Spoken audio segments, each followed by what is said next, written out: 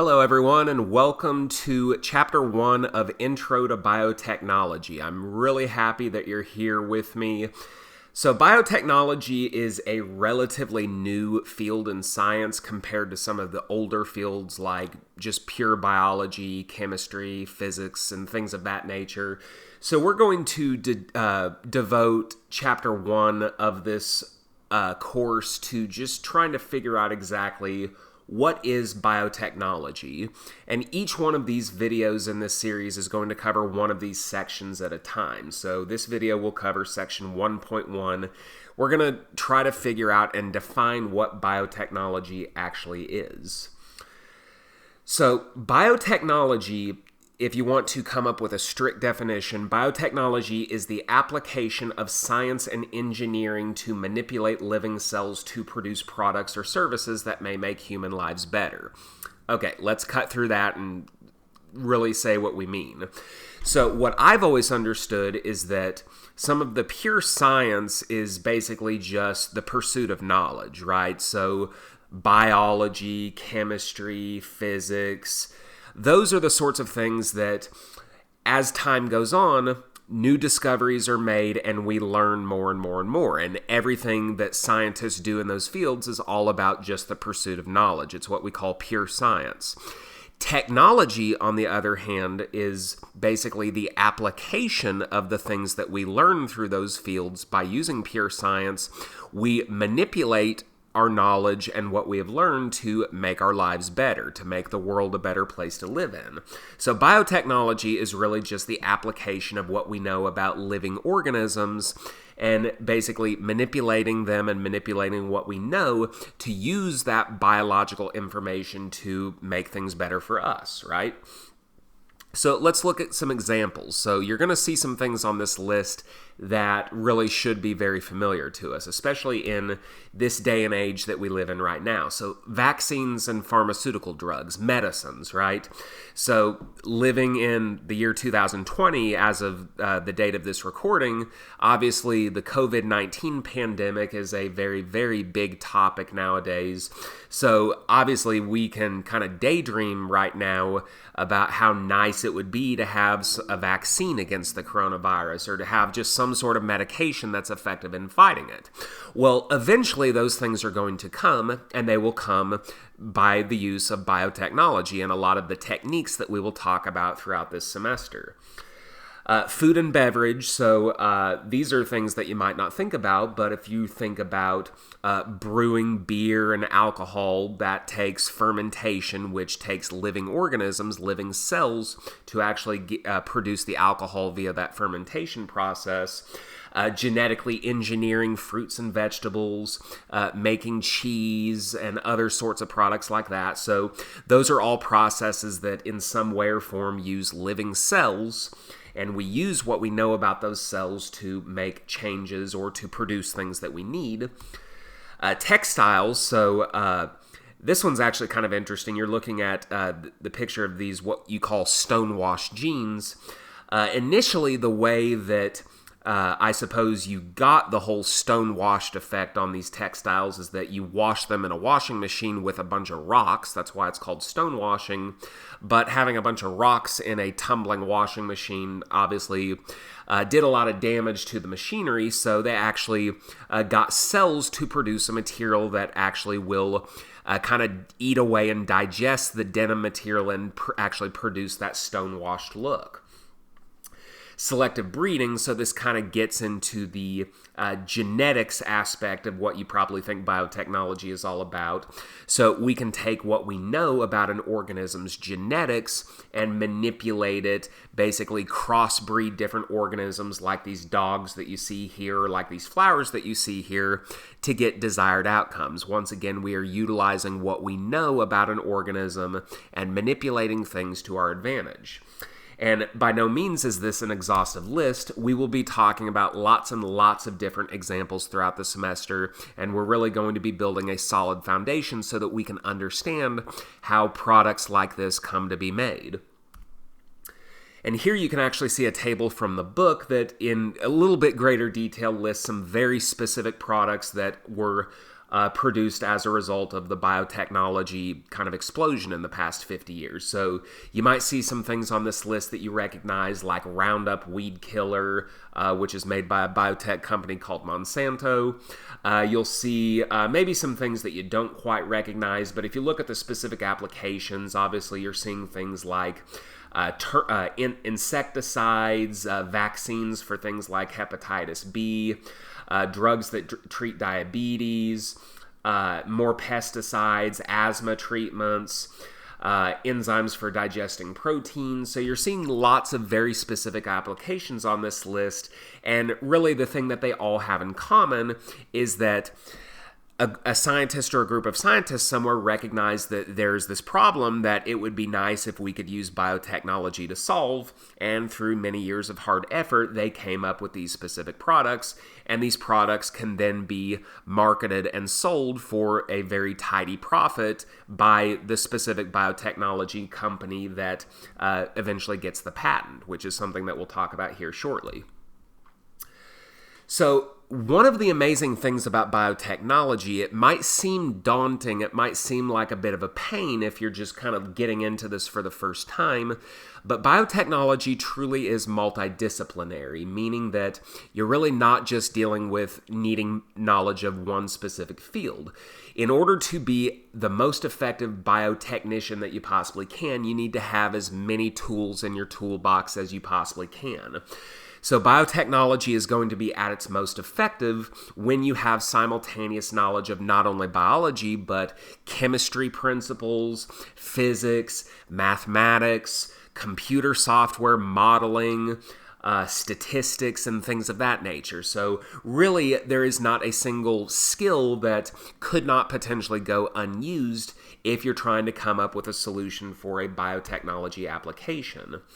So another way of thinking about this is that ultimately, if what biotechnology is all about is benefiting mankind, the way to kind of think about it is that the more you know, the more, again, tools that you have at your disposal, you're going to have a much easier path towards coming up with a solution to a problem. That's really all it is. You have a problem, you try to use what you know about science to come up with some sort of creative solution.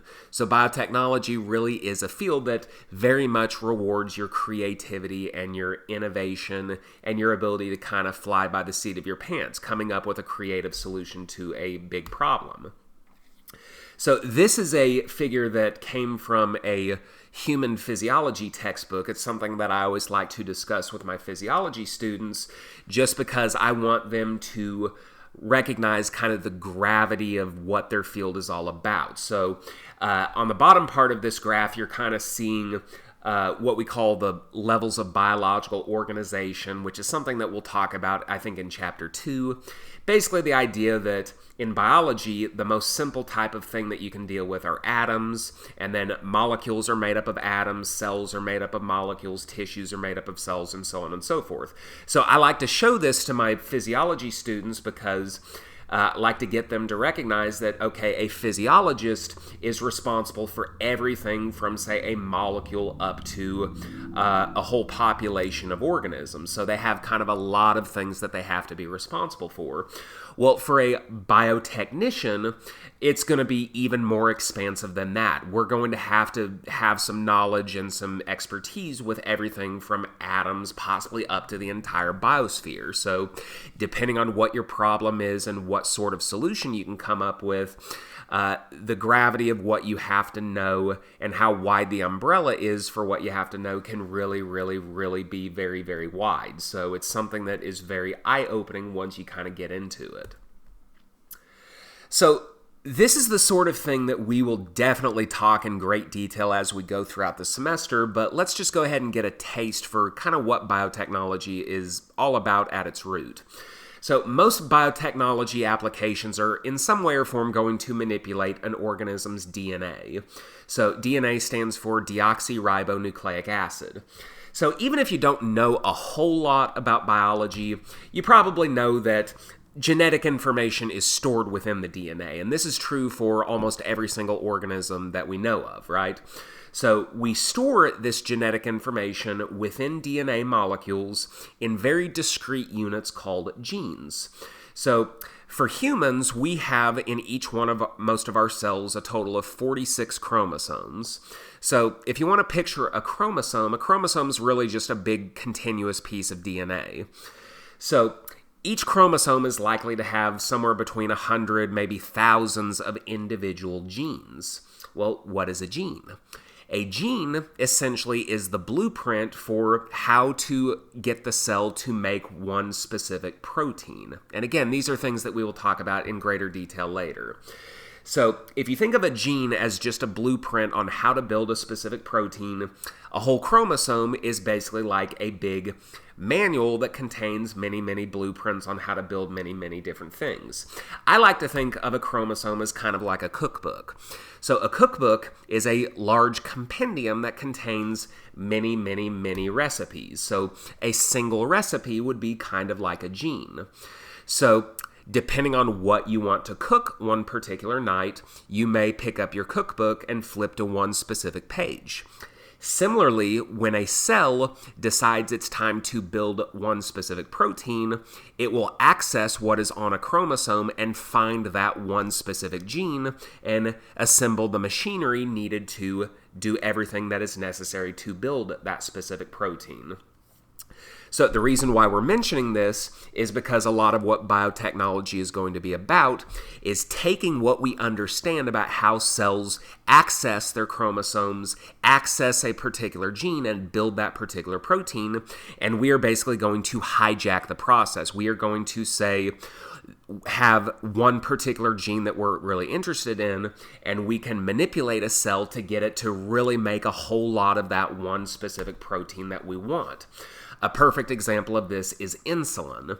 Insulin is a protein that is made by our cells in our pancreases, and depending on what the application is, and you can kind of look ahead and see what the application or what the benefit of being able to make lots of insulin would be.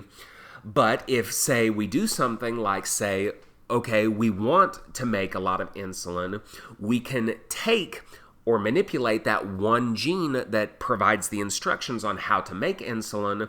We can isolate that from human cells, transfer it to a different cell, like, say, a bacterium, and we essentially trick the bacteria into making a whole boatload of insulin for our benefit. Not for the bacteria's benefit, for our benefit. That's a lot of what biotechnology is all about. And the nice thing about DNA, something that I mentioned before, is that all organisms use DNA. So really it is universal as the genetic material. It's almost like all organisms on Earth basically speak the same language, which is kind of a nice thing.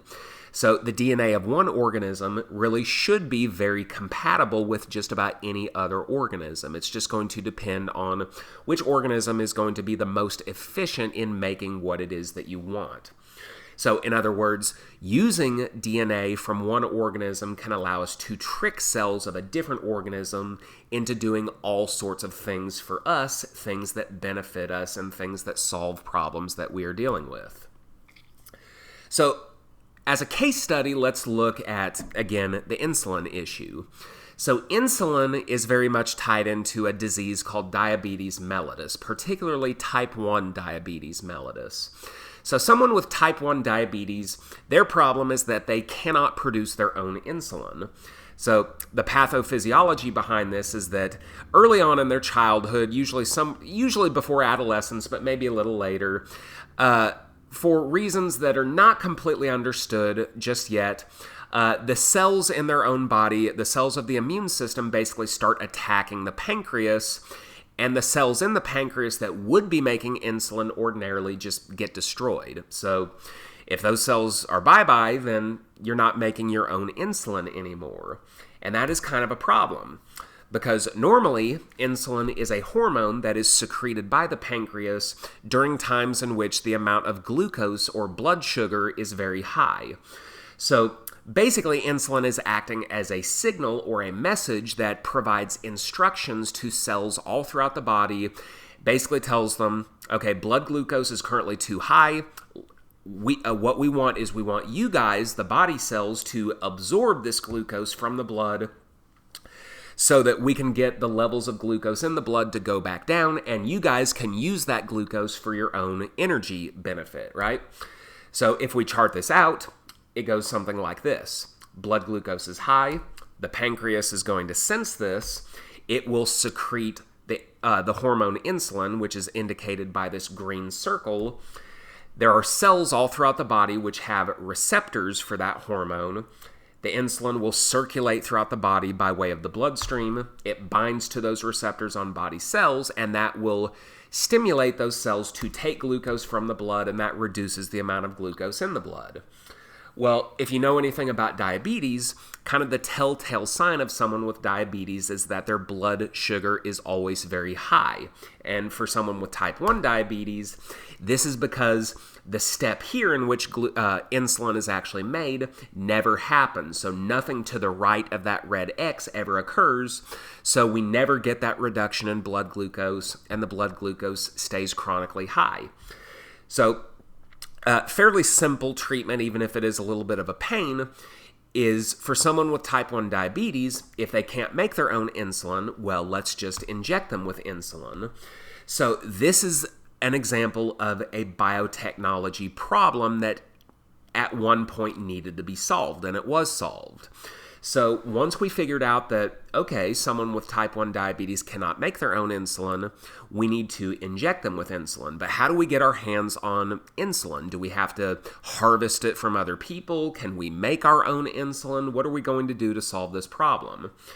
So if you paid attention to what we talked about on the last slide, what we're going to do here is we're going to isolate the gene for insulin from human cells, transfer that to cells like bacteria that can make lots and lots of it at our direction, and then we can harvest that insulin from the bacteria. While we're harvesting it, we can get those bacteria to continue to produce more and more. So this is a very high throughput method of making lots and lots of insulin in a very short amount of time. So we can harvest and purify this insulin, and we can get it to patients like this that need it. So just a question to kind of think about, what are some reasons you would not want to harvest insulin from healthy humans? So think about it this way. So a healthy person throughout the day will make a certain amount of insulin. It's not going to be very much. So a big thing with hormones is that they're highly effective at very low concentrations. So you would have to get hundreds of thousands, maybe millions of people and constantly draw their blood and purify the insulin out of their blood over a long period of time to get any significant amount of insulin. That's not very efficient, and for another thing, it's not very ethical. Harvesting things from other people is not cool, right? It's not ethical. It's something that we'll talk about towards the end of this chapter. So it's for this reason that manipulating other cells, more simple cells like bacterial cells, is a much better route. It's much more ethical, and you can do it much more efficiently. You can actually turn bacteria into little protein-producing factories. Okay, so let's address the question of where exactly is biotechnology practiced. We've defined pretty much what biotechnology is, but is biotechnology something that's only done in secret government bunkers? Is it only done behind curtains with super secretive government scientists? No. So biotechnology is practiced in a lot of very common places. So let's go ahead and talk about that. So one of the most common places for biotechnology to be practiced is by a company that actually specializes in biotechnology. So these are going to be institutions that are for-profit, meaning their whole purpose is to make money, right? So that's what most companies are for. So the way biotechnology companies are going to operate is that they will develop new technologies. They will come up with some sort of product like synthetic insulin. Once they have their product, they're the first ones to come up with this. They will patent them, which basically ensures that they have intellectual property over that product.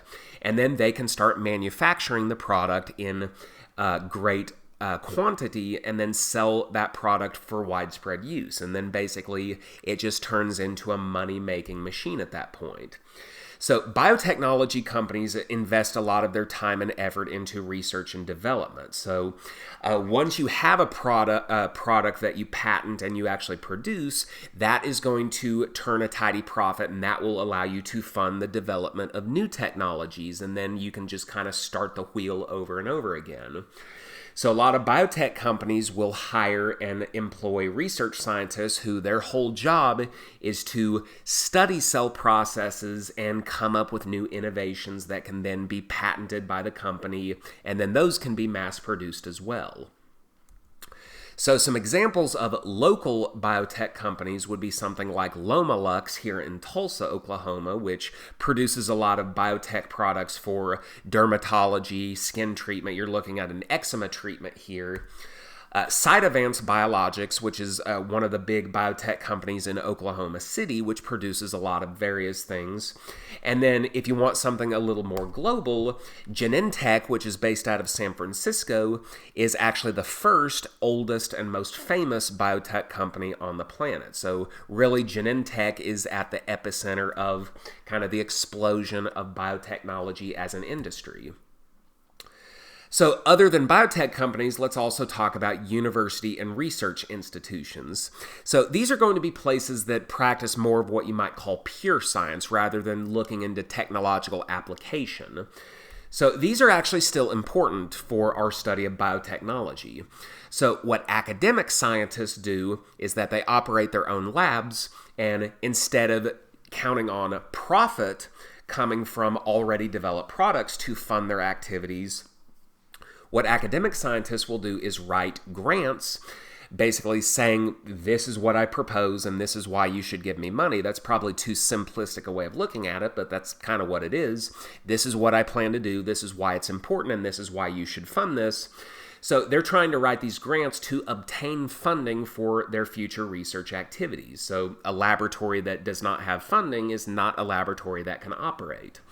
So after that funding is secured, the results of the research that is funded over the years will then be reported through academic publication, and then that can be used as kind of a springboard or a launch pad for more funding in the future. So that's kind of the wheel that turns over and over again in academic science. You write grants to get funding, you do your experiments, you publish your findings, and then you get more funding. You write more grants. However, the scientific methodology really is not that different between an academic research institution and a biotechnology company. I mean, science is science after all. The science isn't really that different. It's really what you're trying to do with that science that differs just a little bit. So some local academic institutions in the area would be like the University of Tulsa has research labs that do this very sort of thing. The OSU Health Sciences Center, again here in Tulsa, does that sort of thing as well. And then if you look over to Oklahoma City, you would find the University of Oklahoma Health Sciences Center, and then also the Oklahoma Medical Research Foundation, actually where I came from, both OUHSC, where I did my PhD, and OMRF, where my lab was located. So lots of good places in Oklahoma to do academic science. And then finally, we can talk about institutions that are affiliated with the federal government or with the military. So these places, which again are actually funded by the federal government, they're largely going to have the same goals, the same end goals as an academic research institution, just with a bigger emphasis on applications that are more in line with the interests of the government, right? So maybe medicines to help soldiers overcome biological warfare, things of that nature. So the big one here is called the NIH, or the National Institutes of Health. So the NIH is a division of the Department of Health and Human Services, which is one of the cabinets in the president's cabinet, right? So it's one of the branches of the president's cabinet, I should say. So the NIH actually is the principal grant awarding institution for academic labs. So we mentioned that, okay, academic scientists try to secure funding through grants. Well, the NIH is really the big wig in terms of handing out grant money. The National Science Foundation, which is also run by the government, is also a big grant-dealing institution. The Centers of Disease Control and Prevention, kind of a big topic nowadays with the coronavirus pandemic. And then the U.S. Department of Defense actually awards contracts in certain fields that they feel can be useful for the U.S. military. So if we focus real quick on the National Institutes of Health, there are actually 27 institutes within the NIH.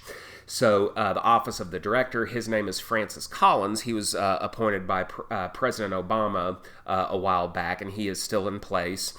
So you might notice some particular research interests here, like the National Institute on Aging. So this will be research that tackles the aging process. The National Institute of Allergy and Infectious Diseases, which is headed up by Dr. Anthony Fauci, who is kind of a big celebrity nowadays. The National Cancer Institute, you can imagine why that one would be kind of a big funding grantor. National Eye Institute. So you can really find a lot of the institutes within the NIH that have very specific interests, and you can imagine that if you're an academic scientist and you have a specific project, you may want to go to a very specific institute to try to get funding. So ultimately, regardless of whether a lab is functioning for profit or not, we use the scientific method. It doesn't matter whether you're trying to make money or trying to get funding through grants. The scientific method is used regardless, and this is essentially how it goes.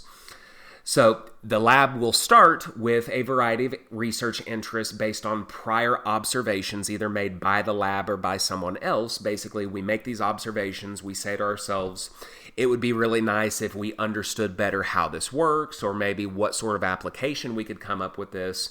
So before we go any further beyond that, in terms of learning what that phenomenon is all about, again, it's all about the dollar bills, right? You got to get funding before you can make any further progress. So again, for biotech companies, that funding comes from profit made from already developed technology.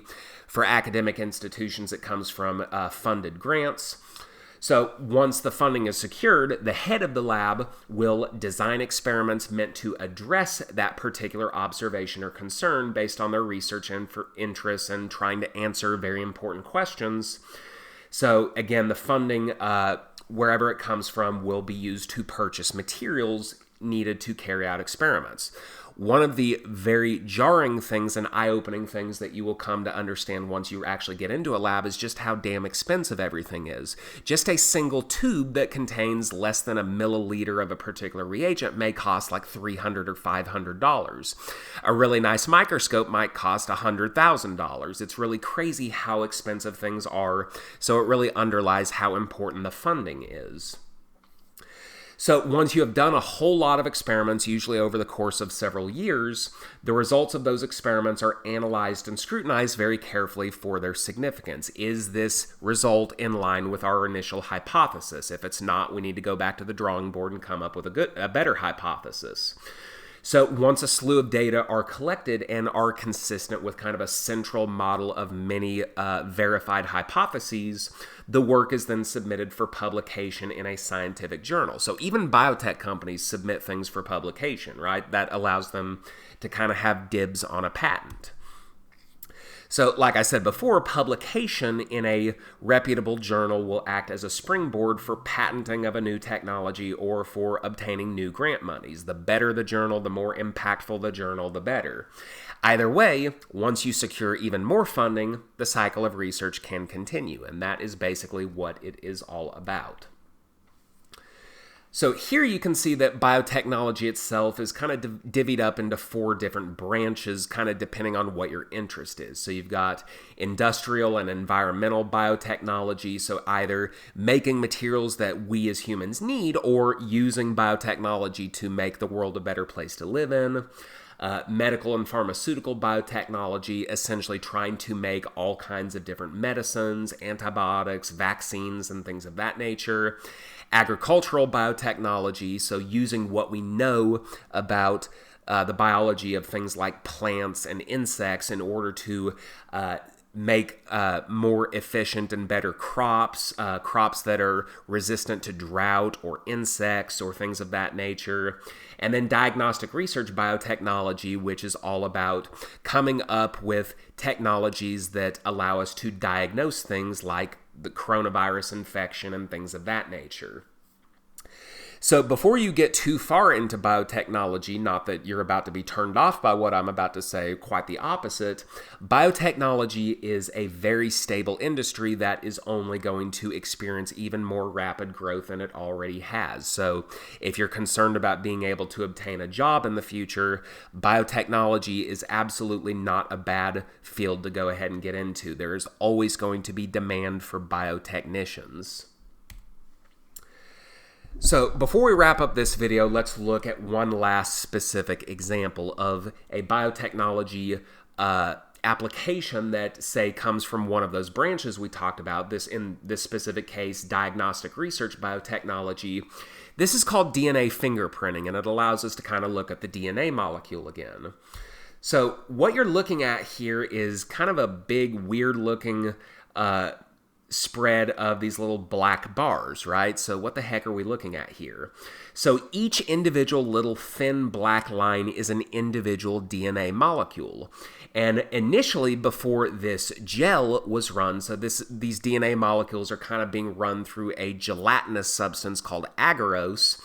So initially, all these DNA molecules in each one of these vertical lanes that you see right here, all these DNA molecules were kind of mixed together.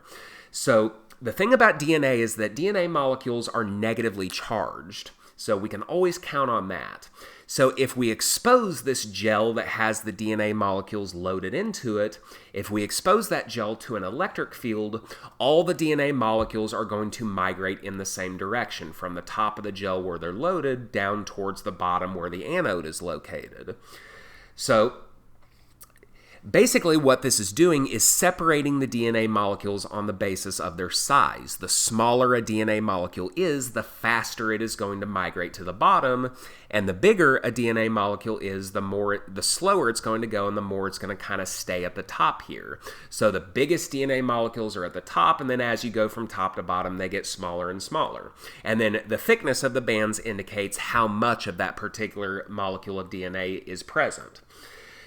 So when a person's DNA, and keep in mind you have 46 different pieces of DNA in one of your cells, those are your 46 chromosomes.